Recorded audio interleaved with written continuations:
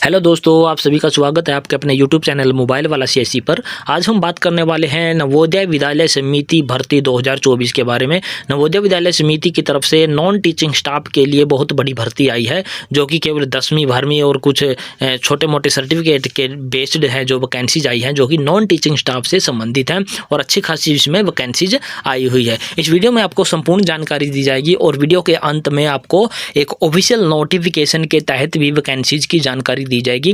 लेकिन उससे पहले हम आपको एक हिंदी में ट्रांसलेट करके उसका एक ओवरव्यू दिखाने की कोशिश करेंगे कि ताकि कम पढ़े लिखे जो 10वीं पास कैंडिडेट हैं उनको भी आराम से इस वीडियो भर्ती से संबंधित जानकारी है वो समझ में आ जाए। तो आइए आपको ले चलते हैं थोड़ा इसके जानकारी के बारे में, जो कि हमने ट्रांसलेट करके आपके सामने रखी है। यहाँ देख लेते हैं NVS नॉन टीचिंग भर्ती 2024 का अवलोकन है। जो इसका विभाग है, संगठन है, नवोदय विद्यालय समिति है और ये जो पोस्ट का नाम है वो गैर शैक्षिक पद है। टोटल पोस्टों की बात करें तो वो 1377 पोस्ट रखी गई है। इसके बाद बात कर लेते हैं महत्वपूर्ण तिथियों की। महत्वपूर्ण तिथियों की बात करें तो इसके आवेदन पत्र हैं वो ऑनलाइन आवेदन पत्र हैं जो शुरू हो जाएंगे वो आपके 22 मार्च 2024 से शुरू हो जाएंगे। और इसकी पंजीकरण की अंतिम तिथि है जो आपकी रहने वाली है 30 अप्रैल 2024 रहने वाली। सुधार की तिथि है वो आपकी 2 अप्रैल 2024 रहने वाली है। और भर्ती की जो परीक्षा होने वाली है उसके बारे में आपको अलग से नोटिफिकेशन है जो मिल जाएगा।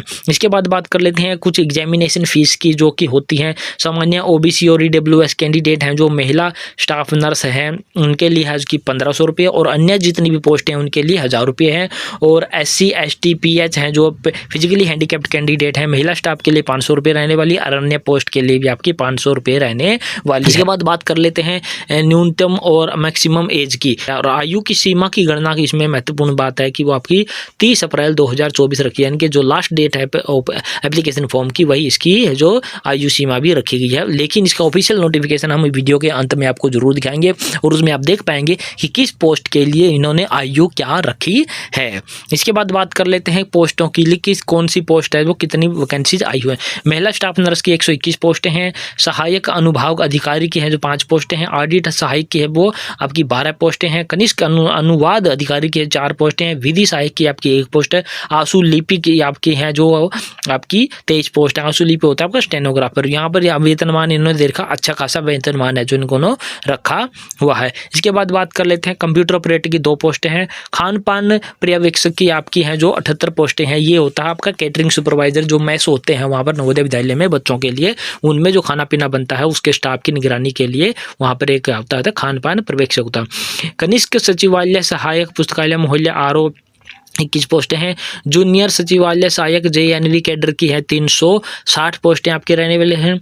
और इलेक्ट्रिशियन सह प्लम्बर, इलेक्ट्रिशियन और प्लम्बर है जो आपका 128 पोस्टें इसमें रहने वाली है। इसके बाद बात कर लेते हैं आपकी लैब अटेंडेंट की 161 पोस्टें और मैस हेल्पर की आपकी 442 पोस्टें। मैस हेल्पर जो मैस बच्चों के लिए होते हैं वहाँ पर हेल्पिंग का काम जो करते हैं, खाना पकाने का काम करते हैं, वो अच्छी खासी वैकेंसी है जो कि केवल 10वीं पास के लिए है। 442 पोस्टें हैं। मल्टीटास्किंग स्टाफ की आपकी जो कि 19 पोस्टें रहने वाली है। करी देर की है कि आपने यहाँ पर इसकी क्वालिफिकेशन क्या रहने वाली है। महिला स्टाफ की जो आपका नर्सिंग से संबंधित आपका डिग्री होनी चाहिए। आयु सीमा अधिकतम वो 35 साल होनी चाहिए। सहायक अनुवाद अधिकारी की है जो कि मान्यता प्राप्त है, आपकी स्नातक डिग्री होनी चाहिए, 3 वर्ष का अनुभव होना चाहिए और 23 से 33 साल के बीच में आपकी आयु होनी चाहिए। ऑडिटर सहायक की आपकी डिग्री पास होनी चाहिए BCom में, 18 से 30 वर्ष की आपकी आयु होनी चाहिए। इसके बाद कनिष्ठ अनुवाद की डिग्री सत्र के लिए अनिवार्य रूप से विषय में अंग्रेजी पद और मास्टर डिग्री होनी चाहिए। और इसके बाद है डिग्री सत्र पर अनिवार्य विषय के रूप में हिंदी के साथ साथ अंग्रेजी की मास्टर डिग्री होनी चाहिए। आयु सीमा है जो अधिकतम आपकी 32 है। इसका ऑफिशियल नोटिफिकेशन लास्ट में आपको दिखा देंगे, उसमें आपको पूरी जानकारी आप देख पाओगे। ये आपको ओवरव्यू दिखा रहे हैं हिंदी में ट्रांसलेट करके, ताकि वीडियो को आप भर्ती को आप ध्यान से समझ सको। आंसू लिपि के बारे में जानकारी इन्होंने दे रखी, +2 पास है, उसमें इसके साथ साथ टाइपिंग भी आपके पास होनी चाहिए। विधि सहायक की आपकी 23 से 35 वर्ष की जो उम्र रखी गई है। इसके बाद बात कर लेते हैं खान पान पर्यवेक्षक की अधिकतम साल आयु सीमा है वो 35 है और कंप्यूटर ऑपरेटर की 18 से 30 वर्ष रखी गई है और आंसू लिपि के लिए 18 से 27 वर्ष के बीच में आपकी आयु सीमा रखी गई है। इसके बाद बात कर लेते हैं कनिष्ठ सहायक पुस्तकालय के लिए 18 से 27 वर्ष रखी गई है, +2 पास होनी चाहिए। इसके बाद इसकी मैं टाइपिंग वगैरह की भी कुछ डिमांड रखी गई है। जूनियर सचिवालय सहायक JNV कैडर के लिए 18 से 27 वर्ष रखी है, +2 पास होना चाहिए और उसमें कुछ टाइपिंग भी मान के। इलेक्ट्रीशियन सह प्लम्बर में आपकी 18 से 40 वर्ष, यह काफ़ी अच्छी खासी जो है आयु सीमा की छूट इसमें दे रखी है। इसमें ITI होनी चाहिए और संबंधित ट्रेड में आपका डिप्लोमा डिग्री जो भी होता है ITI का वो होना चाहिए। इसके बाद बात कर लेते हैं लैब अटेंडेंट्स की। लैब अटेंडेंट की आपके पास +2 होनी चाहिए या फिर जो है +2 के में आपकी है जो विज्ञान स्ट्रीम से पास होनी चाहिए। 18 से 30 वर्ष आपकी क्या है उम्र होनी चाहिए। मैथ्स हेल्पर की आपकी 10वीं पास होनी चाहिए, 5 साल का अनुभव होना चाहिए। 18 से 30 वर्ष की आपकी आयु होनी चाहिए। मल्टीटास्किंग स्टाफ में केवल आपकी 10वीं पास होनी चाहिए। 18 से 30 वर्ष के बीच में आपकी उम्र होनी चाहिए। इसके बाद बात कर लेते हैं कि आपका जो चयन प्रक्रिया क्या होगी। लिखित परीक्षा होगी, उसके बाद कौशल परीक्षा या प्रवीणता परीक्षा यदि लागू होगी तो उसके बाद दस्तावेज सत्यापन होगा, उसके बाद मेडिकल फिटनेस का टेस्ट होगा और उसके बाद आपका है जो चयन हो जाएगा। और इसको आपको आवेदन को अप्लाई करने के लिए आपको ऑनलाइन आवेदन करना होगा, जो कि आपका 22 मार्च 2024 से 23 अप्रैल 2024 तक है जो इसको ऑनलाइन आवेदन कर पाएंगे। अब आपको दिखाते हैं कि आगे जो ऑफिशियल नोटिफिकेशन है नवोदय विद्यालय समिति की तरफ से आया हुआ है उसको हम दिखाते हैं और उसमें आपको समझाने की कोशिश करते हैं कि कौन सी वैकेंसी किस प्रकार से आई हुई है। वो क्या था कि दोस्तों वो नोटिस है इंग्लिश में है तो हमने इसको हिंदी में ट्रांसलेट करने की कोशिश की थी ताकि आपको आसानी से समझ में आ सकते हैं। आइए अब आपको ले चलते हैं सीधा ऑफिशियली नोटिफिकेशन पर। आप जो ये अपनी स्क्रीन पर देख पा रहे हैं नवोदय विद्यालय समिति की तरफ से आया हुआ ऑफिशियली नोटिफिकेशन है। Recruitment drive 2024 non teaching post के लिए वैकेंसीज का ये नोटिस है। ये ऊपर जो दे रखी हैं सारी वैकेंसीज हैं जो कि ब्लैक कलर में है, ज़्यादा बोल्ड कलर में लिखी हुई है। ये आप देख सकते हैं PDF है ये ऑफिशियल नोटिफिकेशन की। और इसमें जितनी भी आप ये स्क्रीन पर देख पा रहे हैं इनको आप देख सकते हैं ये सारी की सारी क्या है पोस्टें हैं जो कि नॉन टीचिंग स्टाफ की निकली हुई है। हम इसको सारे PDF को पढ़कर नहीं सुनाने वाले क्योंकि उससे फिर आपकी जो है वीडियो बहुत ही लंबी हो जाएगी। तो हम आपको धीरे धीरे स्क्रॉल करके इंपॉर्टेंट चीज़ों की तरफ आपका ध्यान दिलाते हुए इस वीडियो को दिखाने की कोशिश करते हैं। यहाँ पर देख लीजिए पोस्ट नेम दे रखे हैं, इधर दे रखा कैडर। कैडर का मतलब है कि हेडक्वार्टर और RO का मतलब है रीजनल ऑफिस। हेडक्वार्टर और रीजनल ऑफिस में जो वैकेंसीज आई हैं ये आपको इनके सामने बिल्कुल दे रखी है। और इसके बाद लेख रखा कैडर के नीचे JNV के आगे ये आपने पोस्ट दिखाई दे रही होगी। ये जो JNV हैं जो जवाहर नवोदय विद्यालय हैं जो उनमें ये पोस्टें आई हुई हैं और हेडक्वार्टर या रीजनल ऑफिस में है जो ये ऊपर वाली पोस्टें हैं जो आई हुई हैं। इसके बाद इन्होंने दे रखा है पोस्ट है जो आपकी कैटेगरी वाइज है वो कितनी कितनी पोस्टें आई हुई हैं आप इनको देख लीजिए। फीमेल स्टाफ की है जो है ग्रुप B की है, ये इन्होंने कैटेगरी वाइज आपको दे रखी है। हम आपको धीरे धीरे स्क्रॉल करके दिखाने की कोशिश करते हैं। आप वीडियो को पॉज करके अपनी पोस्ट के हिसाब से जो आप देखना चाहते हैं या जिसके लिए एलिजिबल हैं उसको आप ध्यान से देख सकते हैं। हम आपके लिए धीरे धीरे इसको स्क्रॉल करते हैं, इंपॉर्टेंट चीज़ों को बीच में आपको बताते भी जाएंगे। यहाँ देख लीजिए आप धीरे धीरे देख हम आपको स्क्रॉल करके दिखाते हैं। कंप्यूटर ऑपरेटर के ग्रुप C की पोस्ट है, ये कैटरिंग सुपरवाइजर की है जो कि मैस वहाँ पर होता है, उसमें जो बच्चों को खाना वगैरह खिलाया जाता है उस वहाँ जो काम करते हैं उन पे जो सुपरविजन का काम करता है वो होता है कैटरिंग सुपरवाइजर होता है। जूनियर सेक्रेटरी असिस्टेंट है ग्रुप C की पोस्ट है, हेडक्वार्टर और RO कैडर में है। इसके बाद जूनियर सेक्रेटरी असिस्टेंट है। इसके बाद है इलेक्ट्रीशियन कम प्लम्बर, यह बहुत ही इंपॉर्टेंट पोस्ट है जिसकी अच्छी खासी वैकेंसीज है, 128 वैकेंसीज आई हुई हैं। और इसको जो ITI होल्डर हैं जिन्होंने इलेक्ट्रीशियन का डिप्लोमा किया हुआ है वो इस पोस्ट को अप्लाई करने के लिए एलिजिबल होते हैं। इसके बाद है लैब अटेंडेंट की अच्छी खासी पोस्ट हैं, 161 पोस्टें आई हुई हैं। और इसको जो लैब अटेंडेंट है वो 10th क्लास वाला भी इसको अप्लाई कर सकता है।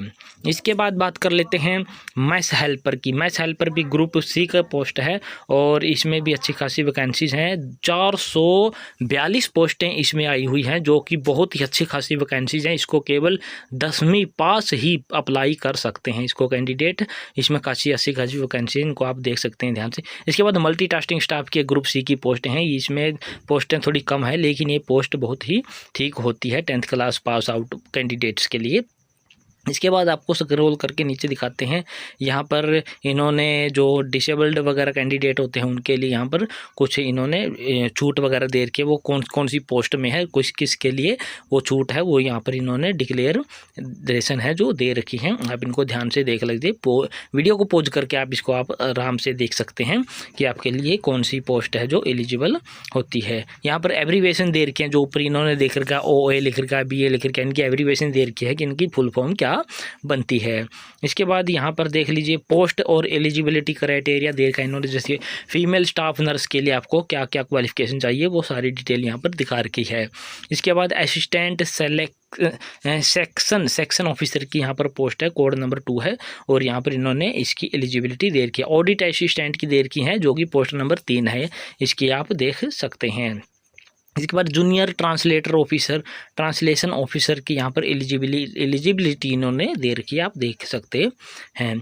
इसके बाद लीगल असिस्टेंट है जो कि पोस्ट कोड 5 बनता है, यहाँ पर इन्होंने दे रखी है। इसके बाद पोस्ट कोड 6 है जो कि स्टेनोग्राफर की पोस्ट है, इन्होंने इसकी एलिजिबिलिटी यहाँ पर दे रखी है, आप ध्यान से देख के इसको अप्लाई कर सकते हैं। कंप्यूटर ऑपरेटर की देख लीजिए, पोस्ट कोड 7 में इसको रखा गया है। इसके बाद हम चलते हैं, पोस्ट कोड है जो 8 है जो कैटरिंग सुपरवाइज़र की, जिसके बारे में ऊपर भी अभी आपको डिटेल में बताया गया था।